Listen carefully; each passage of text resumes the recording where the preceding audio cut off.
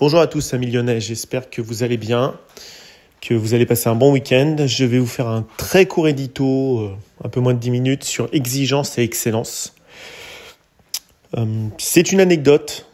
Nous étions avec Thomas l'autre jour, un matin, et nous avons vu des jeunes d'une section de collège de l'Olympique Lyonnais, tous les deux. Casquette sur la tête, capuche, main dans les poches, chaussures non lacées, sonnant aux interphones. Alors vous allez me dire, oui, Antoine, ce sont des jeunes avec Thomas. Et Thomas me dit, alors là je dis, c'est Thomas, c'est pas moi, tu vois, ça c'est l'Olympique Lyonnais.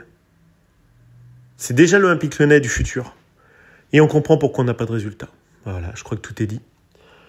Il est des collèges en France et des lycées, et c'est une vérité, où les directeurs de division vous reçoivent en entretien, vous voient et vous demandent ce que vous pensez venir faire ici, quels sont vos objectifs. Oui, ça existe. Je sais que nous sommes en 2025 dans un monde où il n'y a plus de contrôle social, mais ça existe. Et vous venez pas à moitié débraillé, main dans les poches, parce que si c'est le cas, vous repartez et vous n'avez pas votre place. Tout ça pourquoi ? Pour une place de collège ou de lycée, pour pas gagner d'argent. On est d'accord. Il est des entreprises encore en 2025 où on vous demande d'être à l'heure et d'être bien habillé quand vous venez en tailleur pour des femmes et en costume cravate pour des hommes. Oui, on est en 2025, il n'y a plus de contrôle social et ça existe. Et ce n'est pas élitiste que de le dire. Et c'est encore moins élitiste que d'exiger de la personne qui vient en impétrant, qui vient en candidat, qu'il soit collégien, lycéen ou futur salarié, de lui demander de venir avec une ponctualité et une attitude et une tenue vestimentaire. On ne vient pas à l'Olympique Lyonnais sur un banc de touche en survêt, comme Pierre Sage. Quand on est un entraîneur d'un grand club, on met pull chemise, à minima, polo l'été et costard, 2 pièces ou 3 pièces. Il vous suffit de regarder les entraîneurs de l'Inter, du Milan AC, même Guardiola avec son pull assez chic, ou Carlo Ancelotti. Il y a un club où vous faites ce que vous voulez et où il n'y a aucun contrôle social qui s'appelle l'Olympique Lyonnais. Voilà, donc comment recruter un jeune à l'Olympique Lyonnais ? Niveau scolaire, l'un des plus faibles de France. C'est officiel, ce sont des faits, ce sont statistiques. Donc déjà, quand vous avez la tête à l'envers, comme dit Thomas, il aime bien cette expression, on va dire plutôt, excusez-moi, quand vous n'avez pas d'investissement dans vos études, il y a peu de chances que vous fassiez des performances. Je vais vous citer 2 joueurs, Raphaël Varane, Hugo Lloris, qui excellaient scolairement et qui ont réussi quand même à exceller sportivement. L'un ne va pas sans l'autre. Il y a les 40 ans de Cristiano Ronaldo, et il a dit, moi, je suis là pour m'améliorer constamment, mentalement, intellectuellement, statistiquement, financièrement. Il place la barre extrêmement haute.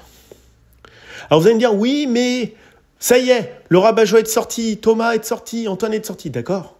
On exige d'élèves qui vont rentrer dans des collèges, dans des lycées, ou de salariés qui vont gagner 2-3 000 euros, au mieux, d'être irréprochables dans leur attitude, dans leur comportement, dans leur courriel, dans leur phrasé, et on va rien exiger de futurs professionnels de l'Olympique Lyonnais. Vous savez pourquoi ils sont pris ? Moi j'ai l'explication.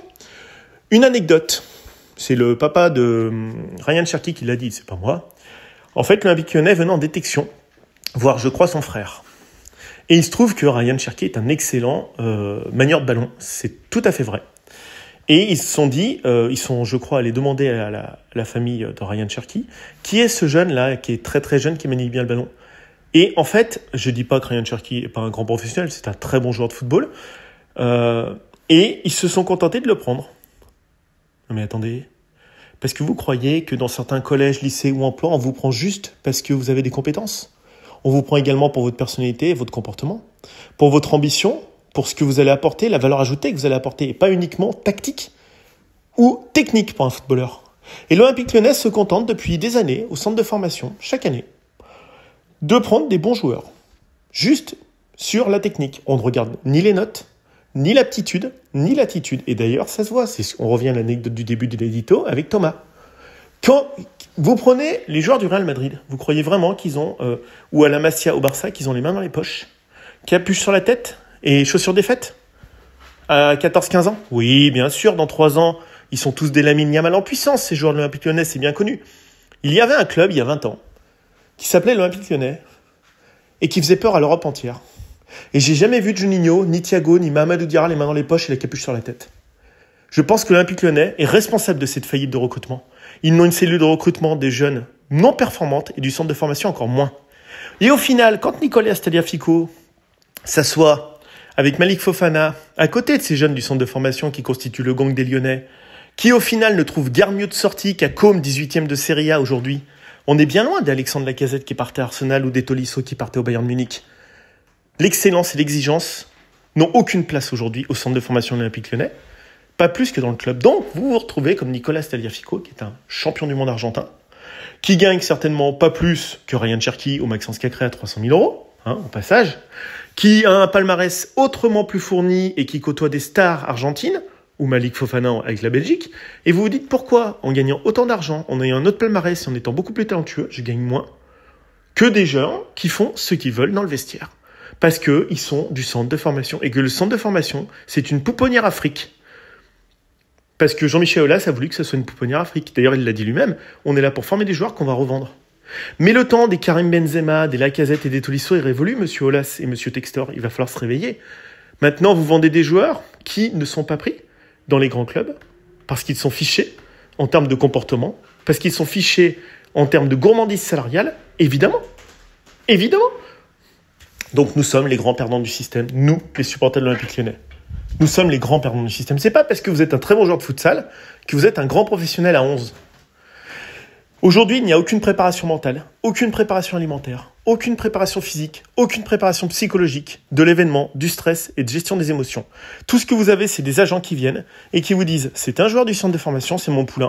Et si tu n'alignes pas les zéros, il part. » Voilà, donc on fait « je pars tous les ans. » Et au final, le club se retrouve complètement dans une problématique de vestiaire énorme, parce que ces jeunes qui ne sont pas performants, qui sont à peine titulaires, ont des salaires presque supérieurs à des joueurs qui sont par exemple champions du monde, ou qui ont des sélections avec l'équipe de Belgique. Voilà le problème de l'Olympique Lyonnais. C'est un club qui n'est pas exigeant. C'est un club qui ne vise pas l'excellence. Alors que dans plein d'endroits dans le monde, dans plein d'institutions scolaires ou professionnelles, on attend une excellence de plein de gens qui gagneront finalement 100 ou 200 fois moins que ces joueurs de football. Quand on gagne 300 000 €, on n'a pas l'attitude qu'ont les jeunes du centre de formation.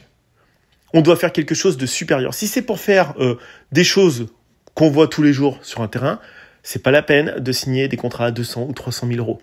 Parce que moi, je veux voir du spectacle de haut niveau, je veux voir des joueurs du Barça, je veux voir des joueurs du Real, voir depuis le stade l'Olympique Lyonnais marcher, j'emploie les termes, marcher, rater des dégagements comme Maitland Niles, et derrière ça amène une barre de ferry, c'est niveau CFA. Je comprends pas pourquoi John Textor continue de payer des joueurs des blindes comme ça. Moi, c'est mon opinion.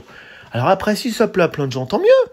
Contentez-vous de la médiocrité. Moi, j'ai vécu l'excellence olympique lyonnais, je l'ai vu de mes yeux, et j'étais admiratif de ces joueurs. Moi, je les admire pas, les joueurs modernes. Et tant qu'on n'aura pas développé cette culture depuis le centre de formation jusqu'au professionnel, on gagnera rien du tout. Et on végétera dans le ventre mou du classement ou en Ligue 2. Voilà, c'est un édito un peu coup de poing. Désolé, c'est 10 minutes, c'est punchy. C'est une réflexion. On sait que ça existe, l'excellence. Alors c'est vrai qu'il y a plein d'endroits où on fait un peu ce qu'on veut. On est en travail hybride parce qu'on a négocié 10 jours, on a négocié 300 jours par an en travail hybride, mais ça c'est peu importe. Et puis si on n'a pas envie de travailler en semaine arrêt maladie, et puis si on est fatigué on vient plus, et puis non, attendez, dans la vie il faut quand même avoir un peu de dignité. Je dis pas qu'il n'y a pas des gens malades, oui ça arrive à tout le monde, mais je dis que dans la vie quand on se remonte les manches comme faisait Juninho ou comme faisait Coupet, même sans avoir un talent inné, on arrive quand même à des choses. C'est ce qu'a montré Cristiano Ronaldo, c'était pas le joueur le plus talentueux. Et finalement, il a complètement surperformé par rapport à son potentiel initial. Grégory Coupet, c'en est l'exemple même. Donc moi, si c'est pour avoir des Dorasso, c'est Derek Dorasso, c'était près de Coupet, vous le savez très bien, c'est pour ça qu'il est parti à Bordeaux en prêt. Si c'est pour avoir des Dorasso, moi ça m'intéresse pas. Moi je veux soit des gens doués et qui s'investissent comme Messi, soit des gens besogneux et qui finissent par être forts parce qu'ils travaillent comme Ronaldo ou Coupet. Maintenant, si vous voulez payer des abonnements pour voir des gens qui sont pas investis, des gens qui ont le boulard, qui ont une estime de soi déplacée, qui ont un ego surdimensionné et surtout mal placé, libre à chacun, moi ça ne m'intéresse pas. Voilà, c'était un édito coup de poing. Excellence, exigence, point d'interrogation. L'équation ne sera pas résolue tant qu'on restera sur ce schéma mental à l'Olympique Lyonnais. Allez, bonne journée les gones.